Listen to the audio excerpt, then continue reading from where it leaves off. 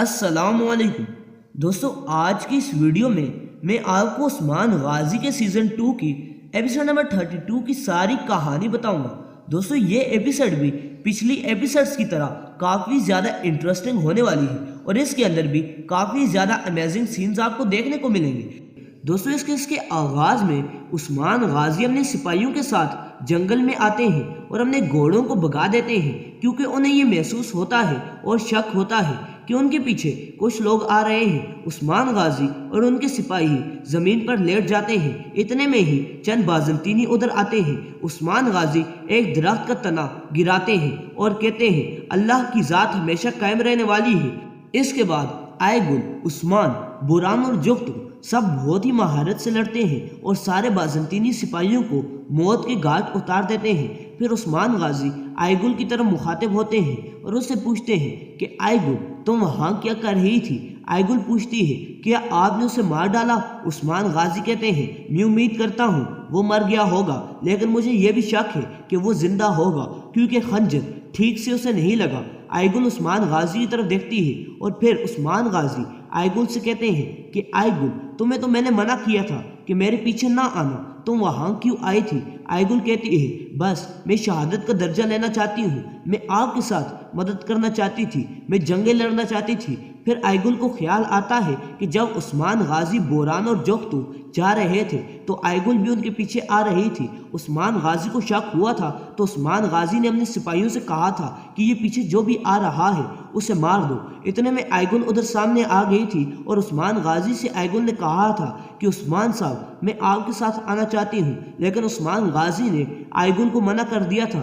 اور اس سے کہا تھا کہ اگر تم میری مدد کرنا چاہتی ہو تو میرے پیچھے مت آؤ، ورنہ میں ناراض ہو جاؤں گا اور تمہاری طرف سے میرے لیے کوئی بھی مدد نہیں ہوگی۔ آئے گل کہتی ہے، ٹھیک ہے عثمان صاحب، اور پھر آئے گل کا وہ خیال واپس چلا جاتا ہے۔ عثمان غازی آئے گل سے کہتے ہیں، آئے گل، میں نے تم سے کچھ پوچھا ہے، مجھے بتاؤ، میں نے تمہیں منع کیا تھا، پھر بھی تم میرے پیچھے آ گئی، تم میرے پیچھے کیوں آئی؟ آئے گل کہتی ہے، میں نے اپنے آپ کو مار دیا ہے، اسی لیے میں اب جنگیں لڑنا چاہتی ہوں، میں اگلی دنیا میں جانا چاہتی ہوں۔ پھر عثمان جغتو سے کہتے ہیں کہ آگ جلاؤ، میں اپنے چچا کی بیٹی کا زخم داغوں گا، اس کو تیر لگا ہے۔ دوسری طرف قبیلے میں بالا خاتون آئے گل کے بچے کے پاس بیٹھی ہوئی ہوتی ہیں۔ کتنے میں سلجان خاتون اور تارگن خاتون اندر آ جاتی ہیں۔ سلجن خاتون بالا خاتون سے کہتی ہیں، بالا، میری پیاری بیٹی، میری خوبصورت بچی، کیا تم صرف اس وجہ سے غمگین ہو کہ تمہارا بچہ نہیں ہے؟ اور پھر بالا خاتون کی طرف دیکھتی ہیں۔ بالا خاتون کافی زیادہ اداس نظر آتی ہیں اور پھر سلجن خاتون کہتی ہیں، اور آئے گل اس وجہ سے غمگین ہے کہ اس کا ایک بچہ ہے۔ بے شک ہم کہتے ہیں نا کہ اللہ بہتر جانتا ہے، اس میں اللہ کی حکمت ہے۔ سلجن خاتون کہتی ہیں، میری پیاری بیٹی بالا، تم پریشان مت ہو اور فکر مت کرو، ہم امید کرتے رہیں گے۔ تارگن خاتون کہتی ہے کہ تم عثمان صاحب سے کتنا پیار کرتی ہو بالا؟ بالا خاتون کہتی ہیں، ویسے تو میرے خیال میں یہ بات تمہیں بتا دینا ضروری نہیں ہے، مگر پھر بھی تم نے پوچھ لیا ہے تو میں بتا دیتی ہوں، میں عثمان غازی سے اتنا پیار کرتی ہوں کہ اپنی جان تک ان پر قربان کر سکتی ہوں۔ تارگن خاتون کہتی ہے کہ اگر میں کسی سے اتنا پیار کرتی ہوں تو میں بھی چاہوں گی کہ وہ بھی میرے سے اتنا پیار کرے، اور وہ بالا خاتون کو ایک طرح کا تانا مارتی ہے۔ بالا خاتون کافی زیادہ دکھ میں آ جاتی ہیں، لیکن سلجن خاتون بالا خاتون کو کافی زیادہ حوصلہ افزائی دیتی ہیں۔ دوسری جانب نکولا اپنی نشست پر ٹھیک ہو کر بیٹھا ہوا ہوتا ہے، لیکن نکولا نے زرہ وغیرہ نہیں پہنی ہوتی اور اس کے اوپر ایک پٹی ہوتی ہے جو کہ نکولا کو عثمان غازی کے زخم کی وجہ سے ہوتی ہے۔ فلاتیوس کہتا ہے کہ نکولا، جڑی بوٹیوں نے آپ کی جان بچا لی ہے۔ پھر فلاتیوس کے ہاتھ میں ایک کپڑا ہوتا ہے جسے فلاتیوس ادھر ادھر مڑوڑ رہا ہوتا ہے۔ دراصل یہ کپڑا وہ کپڑا ہوتا ہے جو کہ نکولا کی زین کے نیچے ہوتا ہے، اور جب عثمان غازی نکولا کو مارتے ہیں تو اس کپڑے کے اوپر نکولا کا خون لگ جاتا ہے۔ فلاتیوس جب اس کپڑے کے پچھلے حصے پہ ایک جملے کو پڑھتا ہے تو ادھر لکھا ہوتا ہے کہ نئے روم کا شہنشاہ نکولا۔ فلاتیوس نکولا کی طرف دیکھتا ہے۔ نکولا کہتا ہے کہ اس نے یہ کر دکھایا فلاتیوس، اس نے یہ کر دکھایا۔ عثمان محل کے اندر داخل ہوا، اس نے مجھے مارا اور یہاں سے واپس چلا گیا۔ فلاتیوس نکولا کے پاس آتا ہے اور اسے وہ کپڑا دکھا کر کہتا ہے کہ آپ کے خوابوں نے آپ کو بچا لیا ہے نکولا، آپ کو بچا لیا ہے، آپ کو پریشان ہونے کی کوئی بھی ضرورت نہیں ہے۔ لیکن نکولا کہتا ہے کہ مجھے دوسری زندگی ملی ہے۔ فلاتیوس کہتا ہے ہاں بالکل عیسیٰ کی طرح۔ نکولا آگے خوش ہو جاتا ہے۔ پھر نکولا کہتا ہے میں تم سے وعدہ کرتا ہوں کہ میں عثمان کو اس کا بدلہ ضرور دوں گا، میں اس کے قبیلے کو برباد کر دوں گا، میں سوگوت پر حملہ کروں گا۔ دوسری طرف آئیگل ایک خنجر لیتی ہے، اپنے منہ کے اندر ڈنڈی رکھتی ہے اور اپنے زخم کو خود داغ لیتی ہے۔ عثمان غازی آئیگل کو کافی تعجب سے دیکھتے ہیں اور اس کے پاس آ کر کہتے ہیں آئیگل یہ تم نے کیا کر دیا؟ عثمان غازی کہتے ہیں آئیگل چچا کی بیٹی، یہ لوہا بہت ہی زیادہ گرم ہوتا ہے اور یہ بہت ہی زیادہ تکلیف دہ ہوتا ہے، لیکن میں محسوس کر رہا ہوں کہ آپ کو لوہے سے زیادہ ایک اور چیز ستا رہی ہے۔ آئیگل چپ رہتی ہے۔ آگے سے عثمان غازی پوچھتے ہیں وہ کیا ہے آئیگل؟ آئیگل خاتون کہتی ہیں میرا ایک بچہ ہے۔ عثمان غازی کہتے ہیں کیا ایک بچہ؟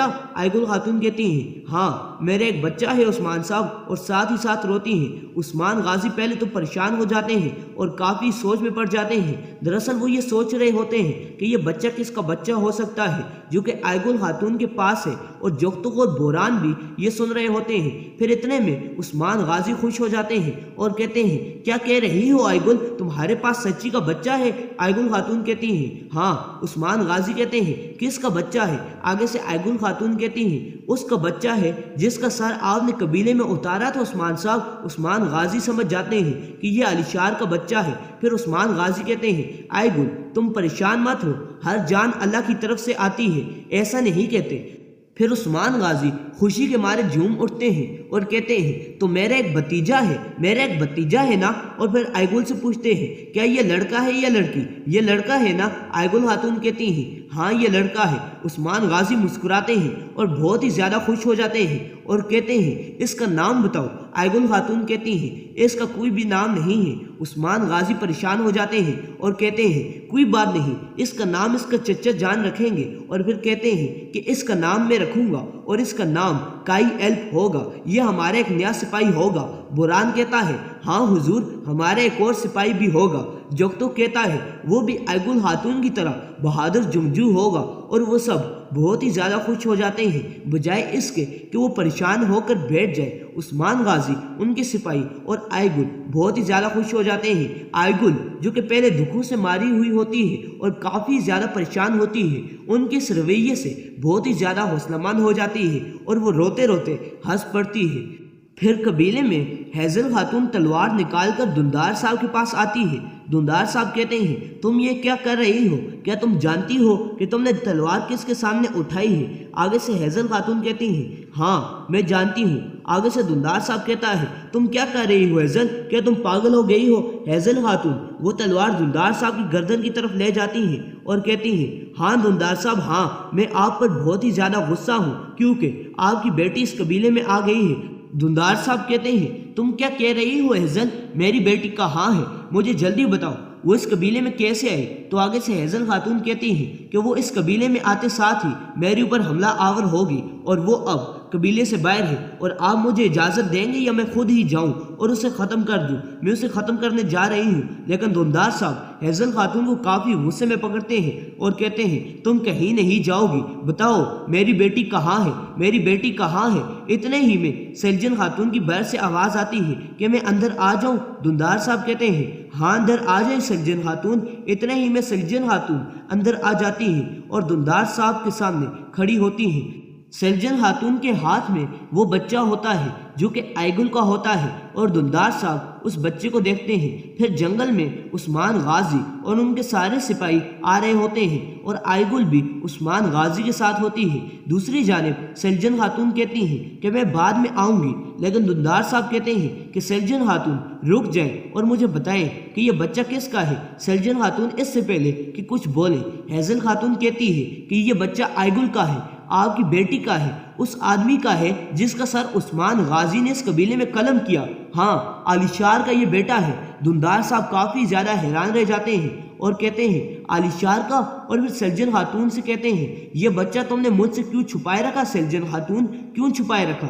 سلجن خاتون خاموش رہتی ہیں۔ کتنے میں شور ہونا شروع ہو جاتا ہے۔ قبیلے میں ہر طرف شور ہوتا ہے، ڈھول بجانے والے ڈھول بجاتے ہیں اور عثمان غازی لوگ قبیلے کے اندر آ جاتے ہیں۔ تارگن خاتون عثمان غازی کو دیکھ کر کہتی ہے کہ عثمان تم اس قلعے سے کیسے بچ سکتے ہو۔ دھندار صاحب، سرجن خاتون اور باقی سب باہر نکل آتے ہیں اور عثمان غازی لوگوں کو دیکھنے لگ جاتے ہیں۔ تو دوستو ادھر ہو جاتا ہے ہماری آج کی اس ایپیسوڈ کا اختتام۔ تو دوستو اگر آپ نے اب تک ہمارا چینل سبسکرائب نہیں کیا تو پلیز اسے سبسکرائب کر کے بیل آئیکن پر بھی کلک کریں، کیونکہ ہم آپ کے لیے ایسی ہی مزیدار ویڈیوز لاتے رہتے ہیں۔ تو دوستو ملتے ہیں نیکسٹ ویڈیو میں، تب تک کے لیے اللہ حافظ۔